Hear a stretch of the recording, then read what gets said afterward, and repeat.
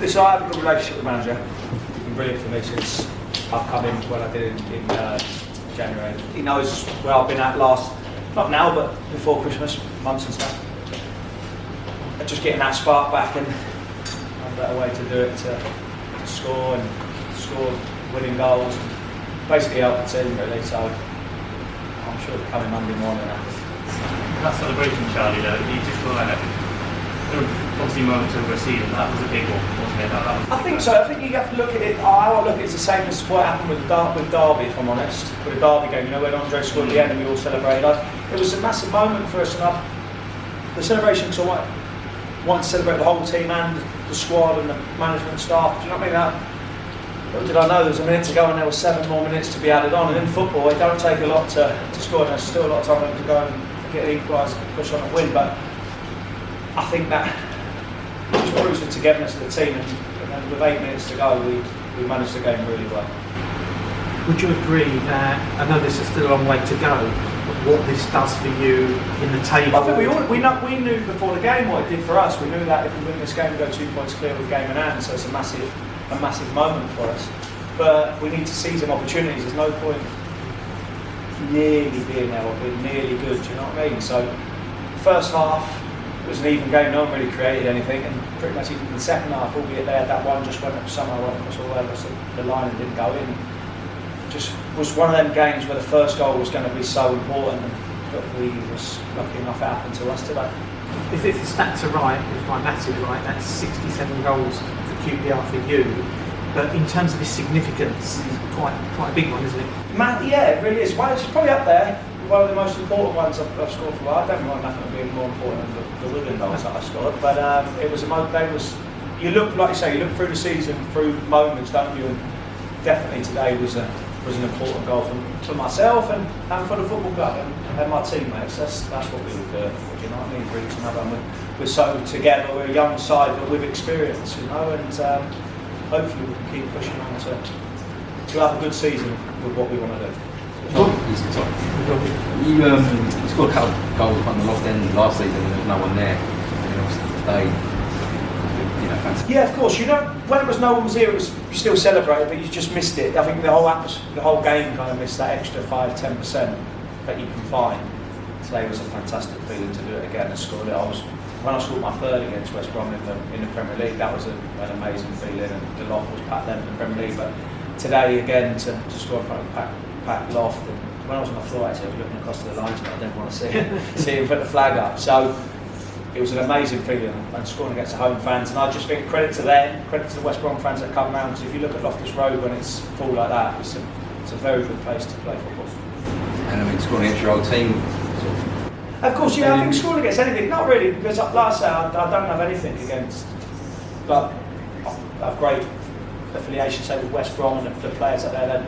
They were brilliant for me and allowed me the opportunity to get promoted with them and help them go forward. And then when time was right, they let me leave with to kind of be on my way, and we shook hands and wished each other all the best. You know what I mean? So, of course, when you score against your old team, it's a little bit extra special. But West Brom, I have no issues at all with them at all. Charlie, you can only take care of what QPR can do. Correct. But is it fair to say that when you put in a performance like that against a good team, and you win, that you are sending a positive message to the rest of the division? Yeah, I think so. You look at the whole championship, you see teams winning games, they go on a good run, and all of a sudden they lose a couple. And I just think today, winning this game of football sends out a message to the whole championship that we are here, we are growing as a squad, we are growing as a team, management staff, players, everyone, we are growing, our characters are growing. When you come against a tough West Brom side, it doesn't matter whenever you play them, whether it's start of the season or at the end of the season, they're always going to be a tough game. And today, really proved that, didn't it? One crucial moment come to us and we come away with a 3 points, which sends a big message, because you look at it, I think, was it a couple of weeks ago, we was maybe 9-10 points behind West Brom. And now we're 2 in front with the game in hand. We get the right result of the game in hand, it almost pushes up. But we bounced back well after the defeat against Bournemouth, and then to win 2 away games and then obviously win today. It's massive for the team, and it's, like I say, it just send out a good message for us. Just looking at kind of the competition up front, you saw Linden and Alfred didn't get that much of an opportunity to really test the keeper. Just looking at how the Mark said, they're getting back to basically in the centre-backs for an hour. What is it like in terms of the dynamic in that striking group? I think everybody we have a good relationship, all three of us, you know, but everyone wants to play. There's no getting away from that. But when you're in a winning team, a team that's going forward, if you look at all the top teams, they all pretty much rotate. We're very fortunate in a way. Listen, if you look at other teams, I can't name any names, you look at any other teams, they're so reliant on one man. But we got goals coming from quite a lot of areas, you know.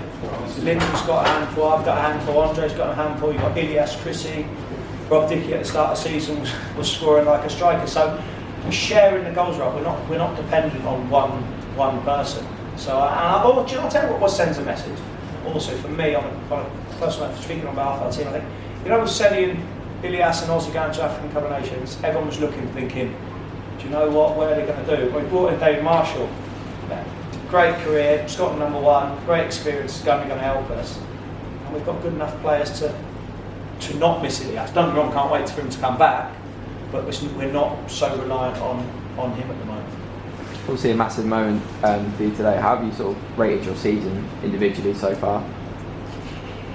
I'd like to score more goals, but like I said, I was very honest before we did the Luton game. My mum wasn't really here at the time. My nan wasn't very well, and then I lost my nan. She passed away, and it hit me a lot, you know. And I just didn't really want to be involved with football, but I'm really worried about it when you come across the white line. I personally don't want anyone to know, and it wasn't until I had the conversation with Mark and I was very honest with him, and he sent me away. But my role now at the club to where it was when I was 24, 25 when I first came is so different.